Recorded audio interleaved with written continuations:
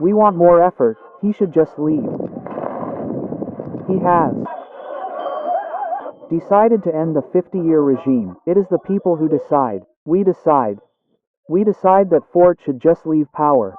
The mandate he has served is enough. We don't give a damn about him.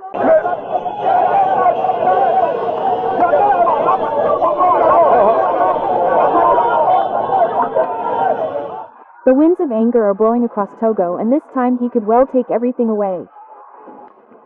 June 6, 2025, a date that the Togolese regime will not soon forget. Thousands of demonstrators in the streets of Lomé, Sokodé, Kara, but also in Paris, Brussels, New York, Accra, Montreal spoke with one voice. A cry that resonates everywhere. FG Nassim must go, and he has only 72 hours. Anymore, we don't want Ford in power. He has done us nothing. 20 years of career, he has done nothing. He should just get out. We don't want him anymore. We don't want him anymore. We don't want anything strong anymore. He just has to leave. Yes.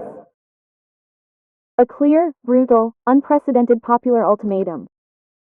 Both in the country and in the diaspora have had enough. More than 2 decades in power. We decide that Foro should leave power. The mandate he has served is enough. We have nothing to do with him. Period. The placards are explicit. The slogans are clear. Ford must leave power, and he has only 72 hours to do so. In several cities, party headquarters linked to the government have been targeted. Symbols of the contested state.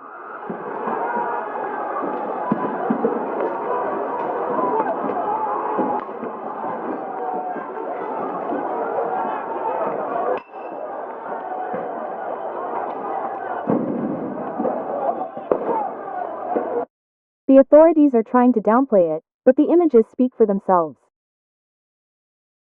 A huge crowd, determined and ready to go all the way. The Togolese are not alone.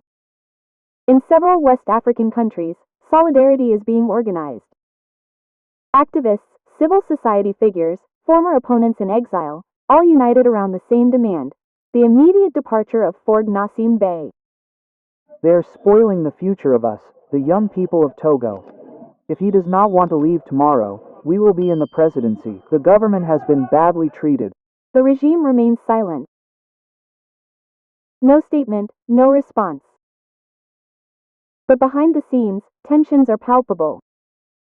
Rumors are circulating about emergency meetings, security reinforcements, increased surveillance of social networks, and even targeted arrests in the coming hours.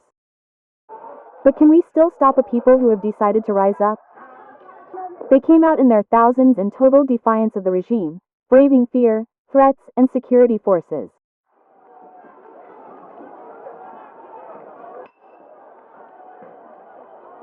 The second day of demonstrations, which were widely followed on site, the internet was cut off. They are not demanding reforms. They no longer want dialogue.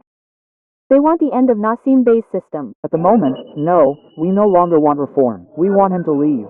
If he really loves the country, Togo, he should leave power. He should look for another president. They bring us the Constitution of 1992 and the diaspora vote, and when they bring us that, they will reorganize the elections. The protesters around me must leave. There is a scandal over the This movement has no single leader or partisan flag. It is spontaneous, organic, national, and above all, it is driven by pain, frustration, and hope. Hope for a free Togo. Hope for a country finally looking towards the future. Hope to see the last bastion of a monarchical power disguised as a republic fall.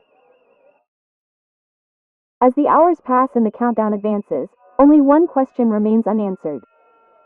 Will FG Nassim Bey give in to the historic pressure from his people?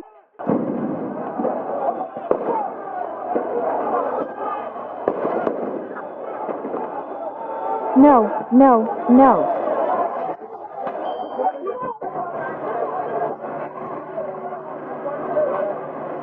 We are tired. We are tired. We are tired.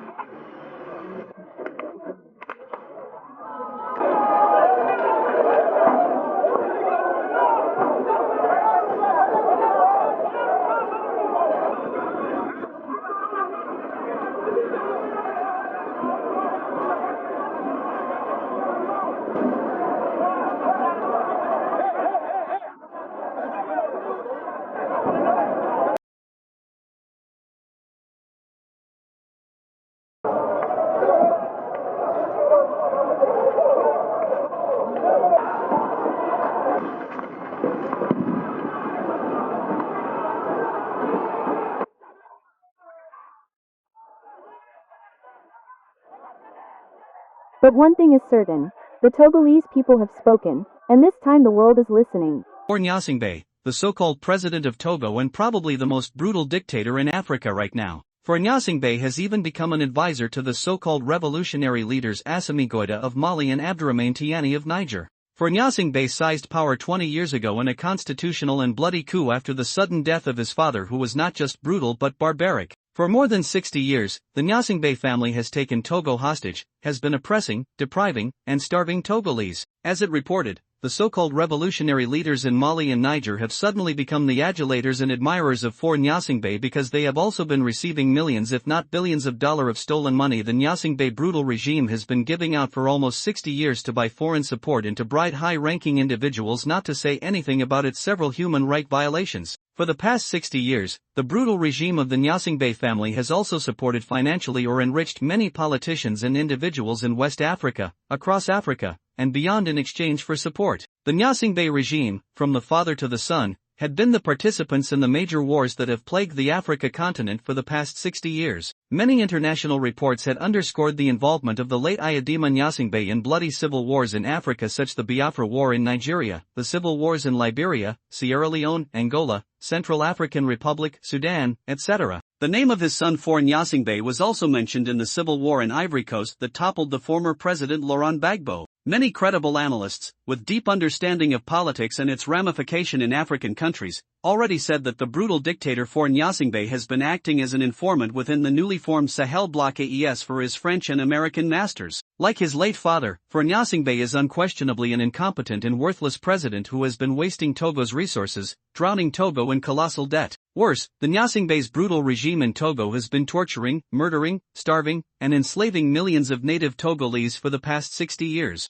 The backward and brutal regime of Faure Gnassingbé in Togo, Yoweri Museveni in Uganda, and Paul Kagame in Rwanda are the biggest threats Africa faces from inside right now. All Africans should have already been wise enough to understand that Paul Kagame, Faure Gnassingbé, and Yoweri Museveni, for instance, are not leaders but brutal dictators. 99% of the African so-called presidents are not leaders, builders, Pan-Africanists, and models, but they are unfortunately puppets, tools for imperialist, thieves, and tragedies. Togo is a West African country that was divided in 1914 between the French and British, after Germany was defeated in the World War I. The western part of Togo, known as Togoland or the Volta region, is now part of Ghana, and it is still a disputed territory. After its independence in 1960, a patriotic and Pan-Africanist president named Sylvanus Olympio led Togo. Unfortunately, he was savagely assassinated in 1963 by Ayadima Gnassingbé, the father of the current dictator, so-called president of Togo Faure Gnassingbé, with the help of the French and American intelligence agencies. Just after independence in 1960, Togo's first president told the AFP that,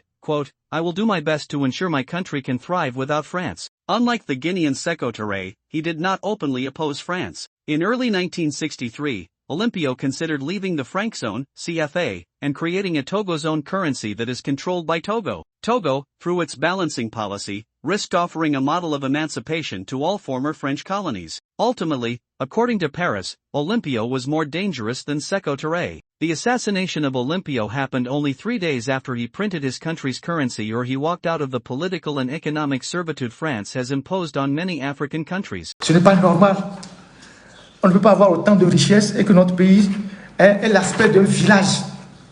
Et le Togo est devenu pour eux dans la région le guichet automatique que tout le monde vient appuyer pour prendre de l'argent au détriment des Togolais. Pendant que dans ces pays, les gens se développent. Pendant que dans ces pays, les gens construisent les routes. Chez nous, l'argent qui doit servir à construire les routes, à construire les universités, à construire les hôpitaux, à donner des bourses aux étudiants, à équiper, on prend ça pour donner aux gens. Alors qu'à Lomé, vous avez là-bas des collèges qui n'ont pas de toit. Vous avez des écoles qui n'ont pas de toit. Vous avez des hôpitaux qui n'ont pas d'alcool, qui n'ont pas de scanner, qui n'ont pas de radio. C'est comme ça que l'argent du Togo est géré. Et ces gens qui viennent s'abreuver au guichet automatique au Togo, ils s'en foutent du Togo, y compris leur peuple. It is abnormal that we have so much wealth but our country, Togo, still looks like a village. Togo has become an West Africa milk cow or an ATM machine where everyone comes to get served to the detriment of native Togolese. Development projects are underway and roads are being built in the countries of foreigners living off Togo's resources. But in Togo, the dictatorial regime of the Nyasingbe family has been wasting Togo's resources that should be used to build roads and hospitals, to equip hospitals and schools, to give scholarship to students, etc. In Togo's capital Lomé, schools don't have roof and hospitals lack the basic equipment such as antiseptics or EMR scanner, but the dictatorial regime of the Nyasingbe has been mismanaging Togo's immense resources or giving them to foreigners for free. Thanks to the brutal dictator for Nyasingbe, many foreigners and their fellow countrymen have been living off Togo's resources and don't give a damn about Togolese. Le consul honoraire du Togo en Côte d'Ivoire, c'est un Libanais. Là, hier, on m'a dit qu'il y a une Togolaise qui est décédée en Côte d'Ivoire. Elle est partie pour accoucher.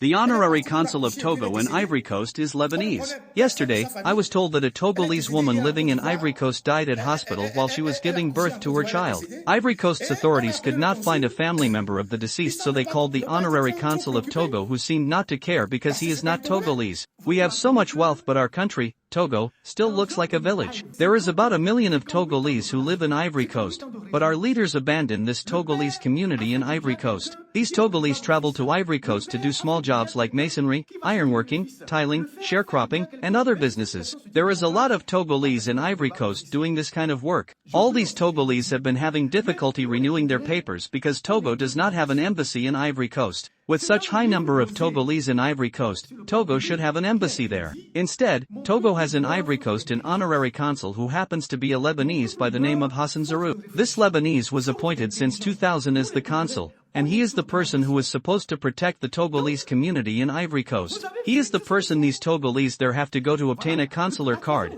but he is not often available to help them because he is not Togolese and he doesn't care about the Togolese. He only uses the title of honorary consul to do his own business in Ivory Coast. So, Togolese in Ivory Coast have been going through hell to get even a consular card, and they don't know what to do. A consular card is very limited in its use, and there are many things one cannot do with this card because it's not a passport. This is not normal at all. Why couldn't the Togolese government appointed a Togolese but a Lebanese as the honorary consul of Togo in Ivory Coast?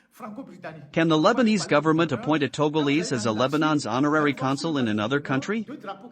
There is nothing normal at all about how Togo is governed. Now, let's talk about minerals Togo exports, particularly phosphates. A national company called SNPT has been managing Togo's phosphates, and it has been reported on the paper that SNPT is the only company the Togolese government owns or has 100% shares in. However, foreigners have been managing this company or Togo's phosphates. And I already told you in several of my lives that these foreigners are mainly Israelis by the names of Rafik Aderi, his son, and nephew. I don't know what type of agreement exists between these Israelis and the Togolese president or government, but these Israelis are the real bosses who make all decisions on the behalf of the company. Strangely, these Israelis never sign any document regarding who makes the decisions, who orders the machines and spare parts, who markets Togolese phosphates, etc. Rafik Aderi's son has been acting as the new manager of SNPT since his father passed away, and his cousin named Evans Wanunu has been acting as the salesman. Rafik Aderi, his son, and his nephew all were decorated in the past by the brutal dictator for Nyasingbe. They are so influential that everybody, from the top to bottom, at SNPT receives orders from them. The management of the SNPT is opaque, as it has been run like a mafia's company. There are at least 10 people who already retired from the SNPT many years ago, but they still receive their salaries as if they are still active employees. Rafik Aderi's nephew does nothing important, but he has been paid $8 million monthly. His son is even paid more than his nephew. On December 31st of every year, the SNPT reviews its annually outputs. Last year or in 2024, the SNPT's outputs was 1,400,000 tons. For 2025, the management has asked the employees to reach 1,600,000 tons. Everyone knows that the price of phosphates has increased on the international market because of COVID-19. This has made it possible for Morocco, for instance, to gain a lot of revenues from the export of its phosphates and to then reinvest these revenues. But in Togo, we don't really know where the revenues from the Togolese phosphates export have been going to for decades. With millions of tons of outputs annually, where have the revenues of the Togolese phosphates been going? Do the revenues from the outputs take untraceable circuits? It is abnormal that the largest wealth Togo has, Togolese have not been benefiting from it at all. the so-called revolutionary leaders of the Sahel bloc Burkina Faso, Mali, and Niger have no shame associating themselves with a brutal dictator like Gnassingbé of Togo or calling for Gnassingbé their advisor. While they are in the process of nationalizing companies in their own countries, they have been unable to ask for Gnassingbé where he has been putting the revenues of the Togolese phosphates export and why he has allowed foreigners to manage the Togolese phosphates and companies. Good day, ladies and gentlemen. Good day, fellow Africans. Good day, our brothers and sisters in Togo. My name is Manchaite, and I wish to extend this message and address to the President of Togo for Gnassingbé. Your Excellency, my greetings to you with love. As a proud citizen of Africa and a Ghanaian by birth, I recognize the historical and cultural ties between our nations, Ghana and Togo. These connections are rooted in our shared traditions, aspirations, and the spirit of African unity. You became president of Togo on May 4th, 2005, after winning a controversial election following the death of your father, Iyadema, who ruled Togo for 38 years.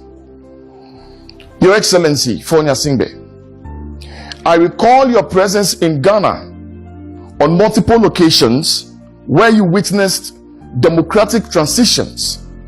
On January 7th, 2005, you stood with us as President John Adjekum Kufuor was sworn in. Again on 7th January 2009, you were with us. You came to witness another swearing in of President John Evans Atta Mills, and followed by John Dramani Mahama after a democratic elections. During the swearing in of office of President Nana Addo Dankwa Akufo-Addo in 2017, you were there.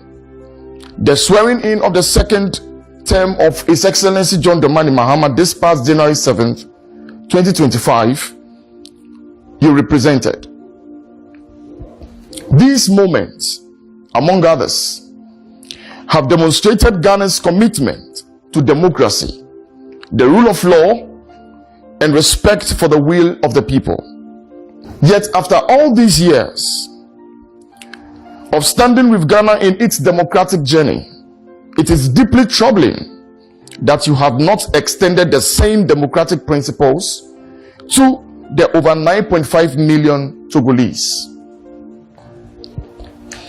Despite your long rule of 20 years of office and your father's 38 years long holding on to power, making over 58 years of one family in power, Togo remains deprived of the true democratic experience that Ghana and many African nations have embraced.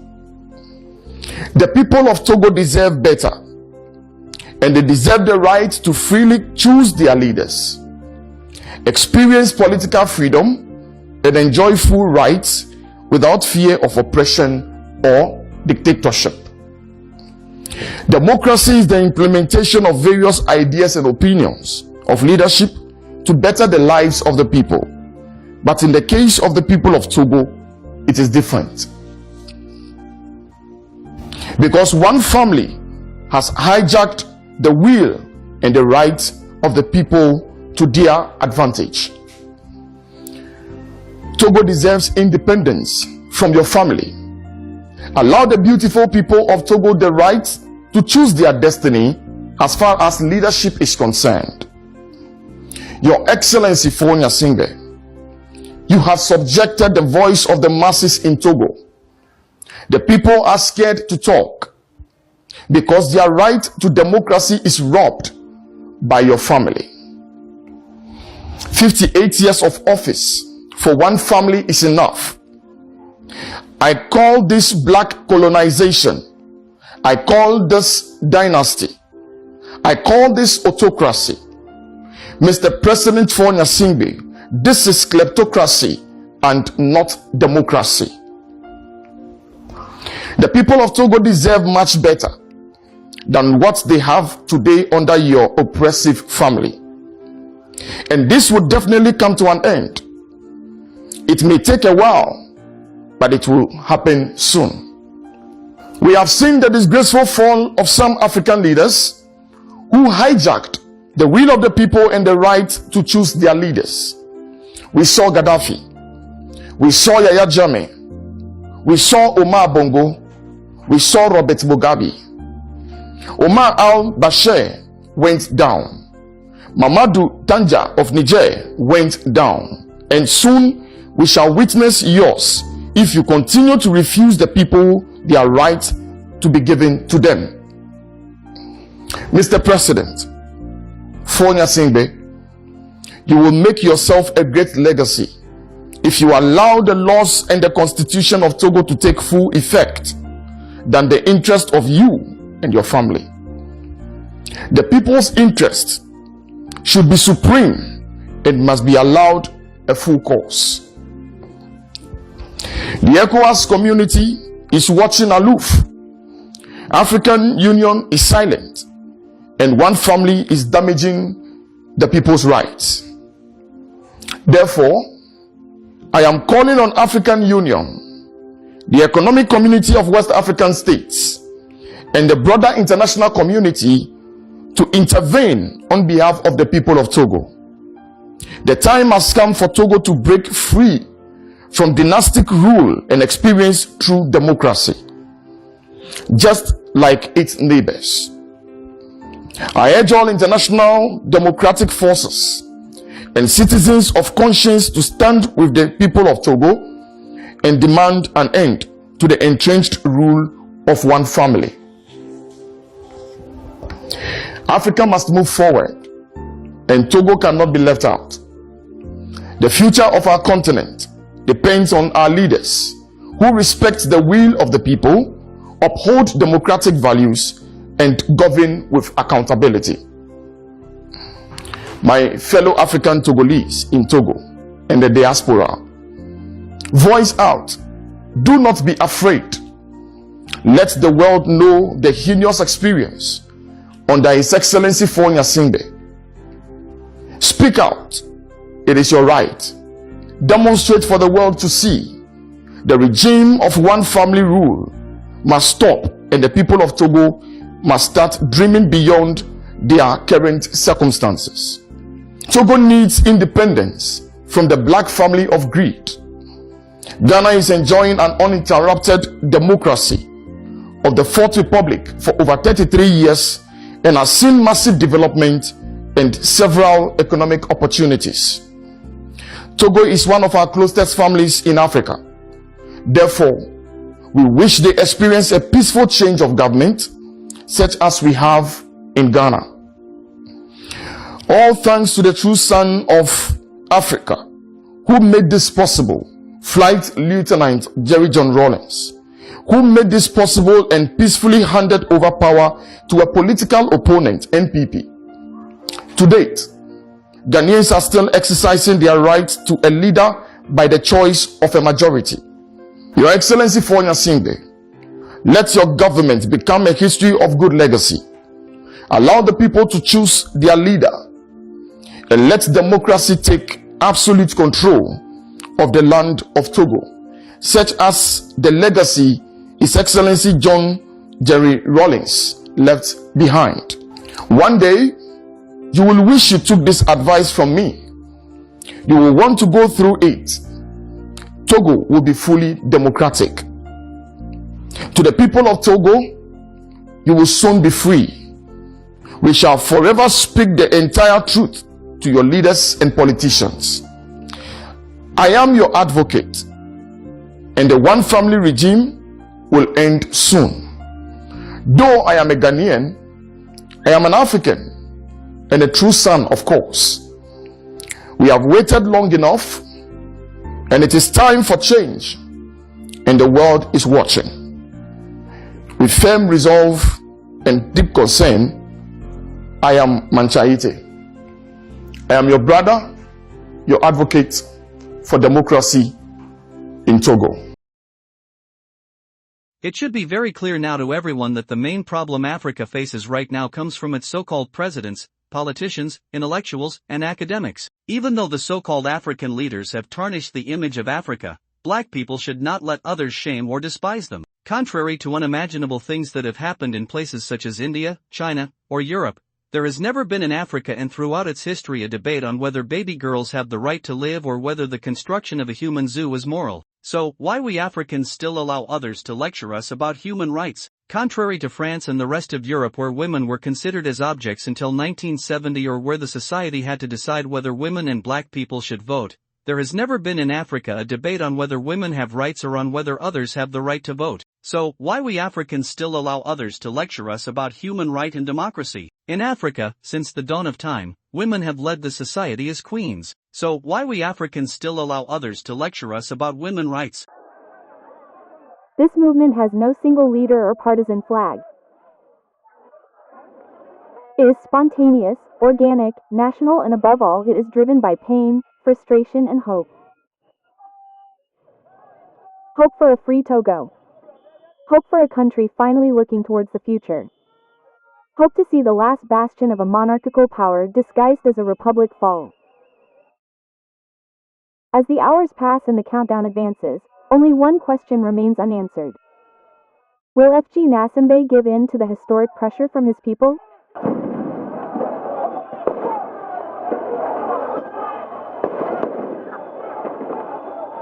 No, no, no.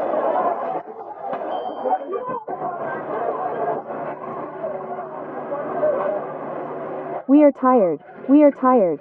We are tired.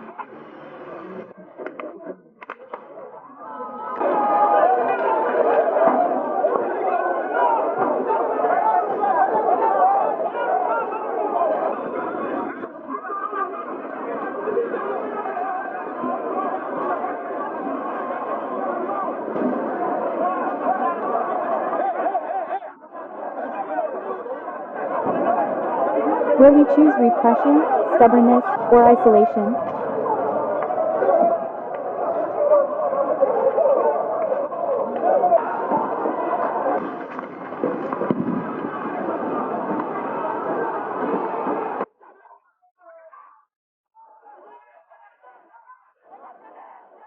But one thing is certain, the Togolese people have spoken, and this time the world is listening.